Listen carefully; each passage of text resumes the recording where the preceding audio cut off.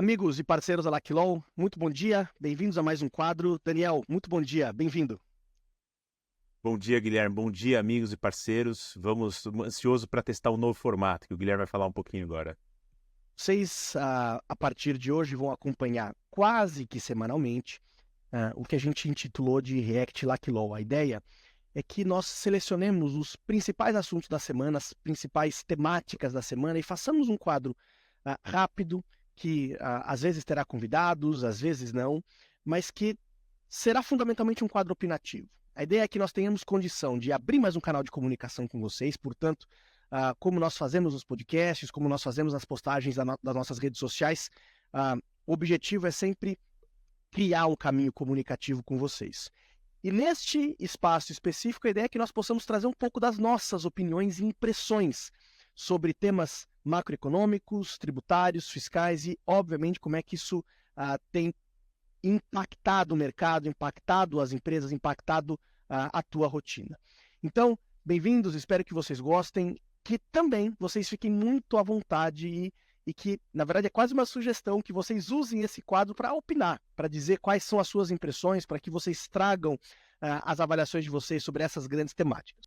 Maravilha, a gente vai começar hoje a falar a respeito da notícia dos últimos dias, que é o tamanho do IVA do Brasil. A divulgação da notícia, que é a possibilidade do Brasil ter o maior IVA do mundo, e vamos trazer um pouco das nossas impressões a respeito desse assunto. Portanto, nós vamos tratar de duas notícias aqui, uma da CNN, que vocês já estão vendo na tela, que começa falando que as alterações feitas pela Câmara elevam para 28% a alíquota geral da reforma tributária, segundo o estudo da Fazenda. Bom, vamos olhar um pouquinho da notícia então. Vejam só, o Ministério da Fazenda divulgou um estudo que aponta um acréscimo de 1,47 ponto percentual, em média, na alíquota geral do Imposto sobre Valor Agregado, o IVA dual, que sai dos atuais 26,5% para 28%, com a inclusão dos novos itens no texto da regulamentação da reforma tributária pela Câmara dos Deputados. Para a gente não olhar a notícia como um todo, a gente já vai trazer mais destaques. Daniel, eu te trago um pouco para a conversa para a gente começar falando sobre o seguinte. Quando o IVA passa a ser discutido no Brasil lá atrás, a impressão geral de uma alíquota média estava na expectativa de algo próximo de 25%. Essa expectativa passou rapidamente para 26%, depois 26,5%, a gente já está em 28%. A justificativa do governo é que esses aumentos têm acontecido por conta das exceções que o Congresso tem aberto em relação às diminuições da alíquota padrão para alguns segmentos, as isenções para outros segmentos. Então, para a gente começar a falar, eu quero ouvir um pouco das tuas impressões sobre como é que esse processo político tem sido conduzido pelo mercado e pelo Congresso, e a gente pode tirar, pessoal da produção, por enquanto, a notícia da tela, colocar só a gente aqui, sobre essas exceções. Quer dizer, nós estamos reformando o sistema, nós estamos trazendo uma tributação sobre o consumo completamente diversa da que nós temos hoje, mas uma coisa já é claro, nós temos regimes de exceção que ainda são presentes, benefícios fiscais que ainda são presentes. Qual que é a tua impressão, ou quais são as tuas impressões iniciais sobre a condução política do Congresso em relação a isso, para a gente passar a aprofundar um pouco dos impactos dessas exceções em relação à reforma tributária? Eu acho que o importante da gente pensar nessa reforma é pensar um pouco sobre os atores políticos por trás dela, tá? Então nós temos três grandes atores políticos que estão trabalhando nessa reforma. Nós temos o Haddad, evidentemente, como ministro da Fazenda. Temos o Lira, enquanto presidente da Câmara dos Deputados, e temos também o Pacheco enquanto presidente do Senado, tá? Esses três atores políticos, eles exercem a influência e sua liderança de maneiras distintas, né? Então, o que a gente pode observar, né? Quando a gente pensa como essa reforma chega na Câmara dos Deputados, nós temos o Lira se enxergando como o pai da reforma. Então, ele quer deixar um legado para o Brasil, um legado que, inclusive, conversa muito com a base dele, um legado de direita, um legado de uma simplificação tributária. E, para isso, ele encampa a reforma, e é uma reforma que, na Câmara, passa com poucas alterações, mas algumas alterações significativas, tá? O que a gente observa na Câmara? Na Câmara, o texto original da reforma foi muito preservado.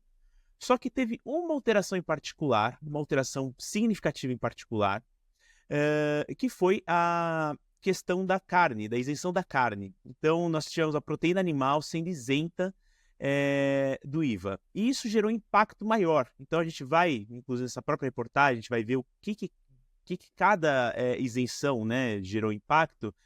E aí, a carne foi a maior delas, tá? E por que se tem uma isenção da carne? Né? Porque aí uniu o útil ao agradável. Então, nós tivemos um atendimento a um lobby político. Empresas grandes, empresas como a BRF e a JBS, que são importantes atores para o Brasil, são empresas relevantes para o nosso PIB, relevantes em termos de produção de emprego, influenciaram nessa decisão, sem dúvida nenhuma, com a advocacy, né, que eles chamam hoje em dia. Então, fizeram um trabalho no Congresso para mostrar os benefícios que seria para a população ter uma isenção de carne. E, ao mesmo tempo, essa é uma pauta muito popular. É uma pauta que até ficou uma certa briga pela autoria dela, porque era uma coisa que o Lula defendeu, mas quem apresentou a emenda ao projeto de lei que, de fato, trouxe a isenção foi a oposição. Então, ficou uma certa briga pela autoria, porque é uma pauta popular. Então, esse caso específico, ele de fato trouxe ele uniu esses dois interesses, né? Tanto do interesse corporativo de um determinado segmento muito forte, quanto também um atendimento ao interesse popular. E foi o que a gente observou de alteração na Câmara, né? Agora, no Senado, nós estamos observando uma dinâmica diferente. Nós temos um presidente do Senado que não exerce o poder de forma tão forte quanto o presidente da Câmara, e está ensejando uma série de novas propostas de alteração, né, em relação ao texto, que vão impactar também, positiva ou negativamente, na alíquota do IVA. E isso se dá também, novamente, pela dinâmica de poder na Câmara, no Senado dessa vez. Porque a dinâmica de poder do Senado é diferente. O Pacheco não tem essa ascensão tão forte sobre os senadores como o Lira tem sobre os deputados. Então isso obriga o governo a negociar mais caso a caso, negociar mais individualmente com os senadores do que de uma maneira geral, né? Então, eu acho que o IVA, de fato, a alíquota do IVA, ela está um pouco refém dessas negociações políticas, ela está um pouco refém da atuação política, tanto do governo quanto do legislativo em relação à concessão ou desconcessão, né, ou revogar esses benefícios que já foram concedidos na Câmara dos Deputados. Sabe que esse debate sobre estados de exceção, embora essa palavra não seja correta, mas sobre as exceções tributárias em relação ao IVA, é um debate que carrega consigo um histórico político de todas as discussões de benefícios fiscais que nós temos hoje, né? Os lobbies políticos que existem, a força do mercado, a força das grandes corporações, é uma força que, quando a gente olha hoje para a forma que os estados principalmente tratam o ICMS, já se apresentam como atores políticos importantes. Mas quando eu olho para a reforma tributária, você sabe que, e vou trazer uma impressão de um assunto um pouco diferente, mas está ligado a esse ainda, a impressão que eu tenho é que esse regime de exceção, além de aumentar a nossa alíquota do IVA, traz uma diminuição do impacto que o cashback, que é a grande medida muito moderna, inclusive, né, de devolução para as classes mais baixas de um pedaço do tributo, uma diminuição do impacto do cashback. Isso é uma coisa que eu penso e tenho refletido muito a respeito disso, porque quando você abre um regime de exceção para carne, por exemplo, você abre um regime de exceção para carne para ricos e para pobres. O cashback, por isso, naturalmente tem um impacto em si menor. Tá? Então, quando eu abro exceções da alíquota do IVA para determinados segmentos específicos, eu diminuo um pouco a lógica de distribuição social desse dinheiro, porque eu naturalmente faço com que as parcelas de classes mais altas da população sejam tão beneficiadas quanto as parcelas de classe mais baixa, só que naturalmente o problema é que todo mundo tem que pagar por isso. Né? Nós temos que levar agora a alíquota do IVA, estamos chegando em 28%, e o próprio cashback é afetado por isso. Porque, de novo, eu mexo na carne para rico e para pobre. Tá? Então, é interessante, trouxe uma coisa que não tem nem muito a ver com o nosso React de hoje, mas eu tenho uma diminuição do efeito econômico do próprio benefício do cashback por conta dessas exceções a mais alta, sem dúvida nenhuma, da carne da reforma tributária. Vamos voltar para a notícia? Entender qual é a conta que o governo está fazendo, que o Ministério da Fazenda está fazendo, a respeito desse aumento da alíquota do IVA, que está fazendo chegar em 1,47%, chegando em 28% na alíquota total. Essa conta nasce de qual é o impacto que essas exceções trazem à alíquota, e esse impacto, como vocês podem ver na tela, é subdividido em uma série de itens. O maior deles, vocês podem olhar isso com clareza, como o Daniel falou, o ponto da exceção da carne. A gente está, por conta da exceção da carne na cesta básica, trazendo um aumento para o IVA de 0,55% a 0,56% de aumento no nosso IVA. Mas ele não é único. Então, o redesenho do regime específico de bens imóveis traz um aumento de 0,26% a 0,28%, é um aumento bastante considerável. A ampliação dos medicamentos na alíquota reduzida traz um aumento de mais 0,1%. Interessante, só fazendo um parênteses aqui, que me parece que essa discussão talvez nem esteja chegando ao fim. Quer dizer, nós possamos ter maiores aumentos daqui por diante, porque os lobbies das grandes corporações continuam muito ativos no Congresso. Ou seja, quando eu olho para a ampliação dos medicamentos de alíquota reduzida, e eu penso na lista de medicamentos atualmente, eu ainda vejo muito espaço para essa lista aumentar. Quer dizer, é muito possível que nós tenhamos aumento daqui por diante. Mas, enfim, a recuperação de crédito para imunidade, radiodifusão, imagens, livros, jornais e periódicos aumenta de 0,12 a 0,13, carne na cesta básica, como nós falamos, 0,55 a 0,56. A inclusão dos queijos na cesta básica aumenta 0,13, não é um aumento banal, né? E uma série de outras alíquotas favorecidas, sal, farinha, aveia, óleo, plantas, flores, traz um aumento de 0,09 a 0,1. Tá? Bom, vamos para a próxima notícia. A notícia que a gente vai ver agora é da Exame. Ela traz um pouquinho a avaliação desse IVA como o maior IVA do mundo. Enquanto a gente não coloca a imagem na tela, Daniel, eu quero te trazer para a conversa para a gente falar o seguinte. Nós estamos, portanto, em um quadro em que o IVA brasileiro está e vai figurar por muito tempo entre os maiores IVAs, se não o maior IVA do mundo. Por outro lado, o Brasil fez uma escolha histórica em relação ao seu sistema tributário. É uma escolha que tributa o consumo e tributa pouco a renda. A gente falava disso um pouco antes de começar a nossa gravação. Quer dizer, nós temos uma tributação sobre o consumo que é muito alta, por outro lado, uma tributação sobre a renda que é muito baixa. Ou seja, quando eu penso na arrecadação, não tem mágica. Eu não posso tributar pouco a renda e tributar pouco o consumo. Isso não existe, né?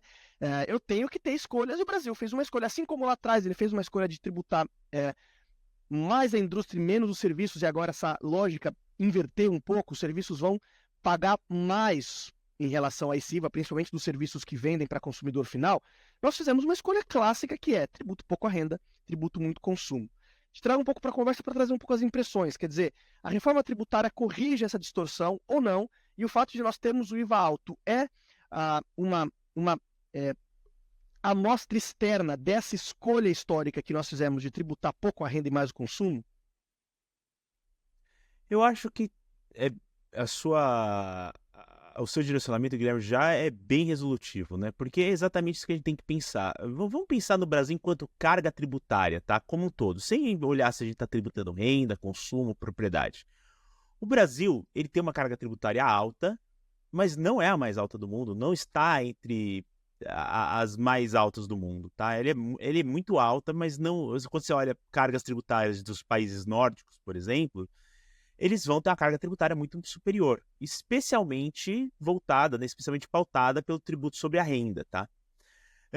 Então, quando a gente olha o Brasil e vê que ele é uma carga tributária alta, mas não está figurando entre aquelas principais, a gente tem que entender então de onde está vindo essa composição, né? Porque nós temos uma carga tributária do Brasil que é alta, mas não está entre as mais altas do mundo, e a gente tem o maior IVA do mundo. O que isso significa? Significa que a gente tributa pouco propriedade, a gente tributa pouco transmissão causa-mortes em relação ao resto do mundo, e a gente também tributa pouco, e especialmente o imposto de renda. A gente tributa pouco a renda, né, do brasileiro. Então a gente tem uma opção em relação ao formato tributário que a gente desenhou. Nós estamos tributando mais e optamos por tributar mais o consumo e menos a renda. E a gente tem que pensar, essa é uma opção adequada? Especialmente quando o Guilherme traz esses pontos que, poxa, será que a renda é a melhor forma da gente aferir capacidade contributiva? Explico. Capacidade contributiva é o princípio tributário que diz que a gente tem que cobrar mais de quem tem mais dinheiro para dar e menos de quem tem menos dinheiro. Então, quando você tributa o consumo, ele é adequado para refletir essa capacidade tributiva? Porque todo mundo come carne, rico, pobre. No Brasil, felizmente, nós temos um consumo alto de proteína animal. Não me parece. O mecanismo de cashback, como o Guilherme adiantou, era muito mais interessante nesse sentido. Mas a renda funciona melhor para isso? Funciona. A renda é um termômetro muito melhor de capacidade contributiva do que o consumo. E o Brasil, quando a gente olha, então, especificamente para a renda, a gente vai ver a alíquota mais alta de renda no Brasil, de 27.000%. Quando a gente compara com o restante do mundo, as alíquotas de renda mais alta, que a renda sempre é tributada de forma em gradação, né? Conforme maior a renda, maior a alíquota. A gente vê que o Brasil não está nem entre os 50 primeiros com a maior alíquota de renda no mundo. Então a gente teve uma opção consciente de ter uma alíquota de renda, uma alíquota para tributar a renda das pessoas baixa, e, em compensação, a gente tem utilizado-se da tributação sobre o consumo para que a gente possa sustentar um Estado grande, um Estado que, historicamente, no Brasil, é um Estado muito participativo da economia, com a tributação sobre o consumo. Então, a gente vai ter uma tributação alta sobre o consumo? Não vai. E não tem muito como escapar. Eu não acho uma notícia avassaladora a gente ter o maior IVA do mundo. O que eu acho avassalador é a gente ter uma tributação sobre a renda baixa e um IVA realmente muito, muito alto. Vamos fazer um pouco isso, porque tem uma coisa importante, e aí, olha que interessante. O fato do IVA brasileiro ser um dos maiores do mundo não significa que a reforma vai necessariamente aumentar os impostos para a população.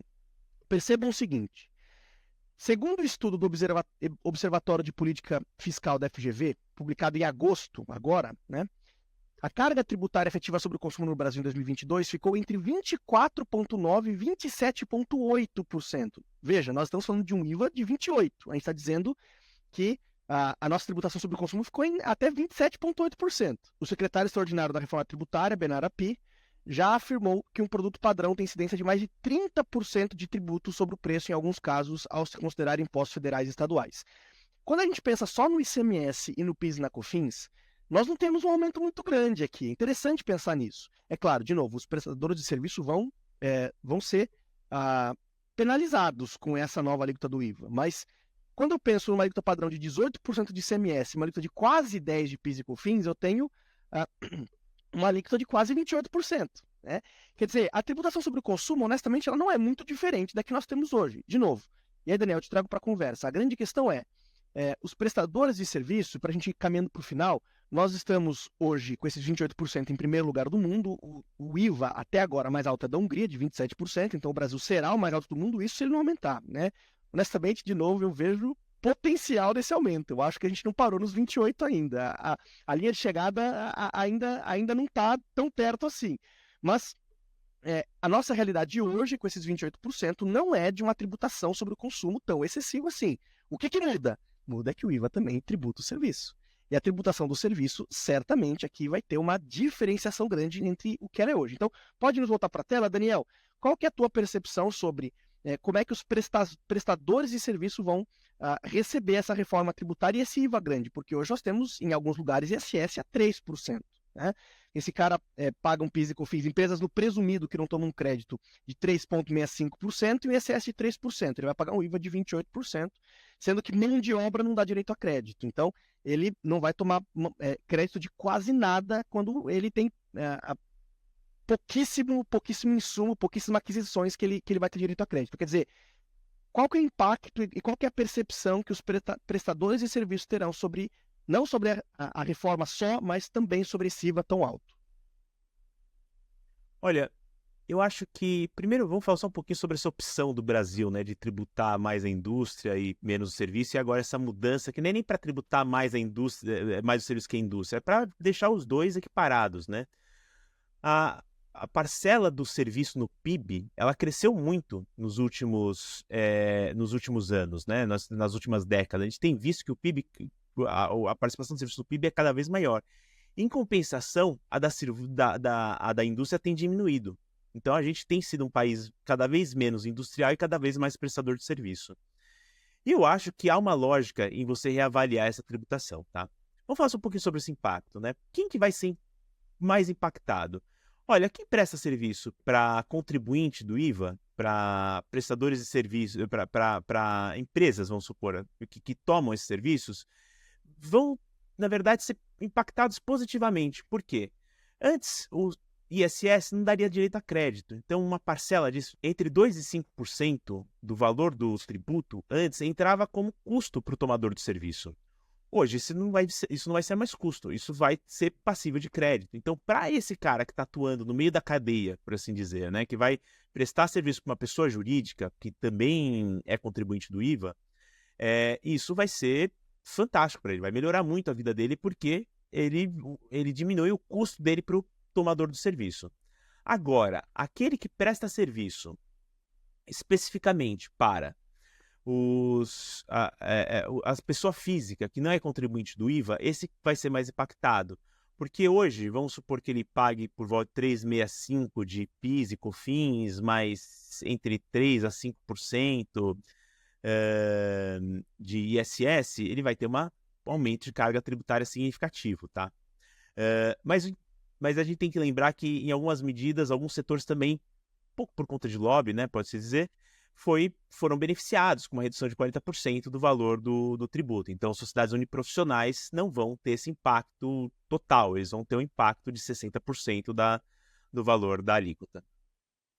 E você? Qual que é a tua impressão sobre o IVA, sobre o tamanho dessa alíquota? Importante dizer, nós temos algumas calculadoras da reforma tributária que falam que o IVA pode chegar a 30%. Então, de novo, não é a alíquota final ainda, mas qual que é a tua impressão, né?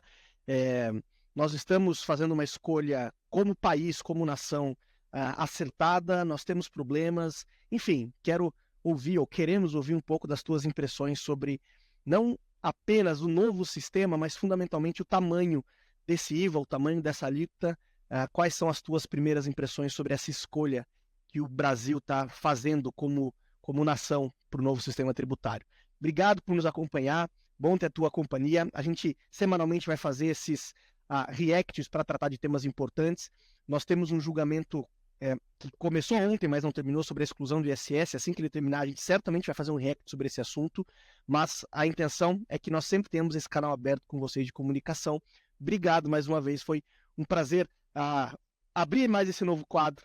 A gente se vê no próximo react. Abraços, tchau, tchau. Até mais, tchau, tchau.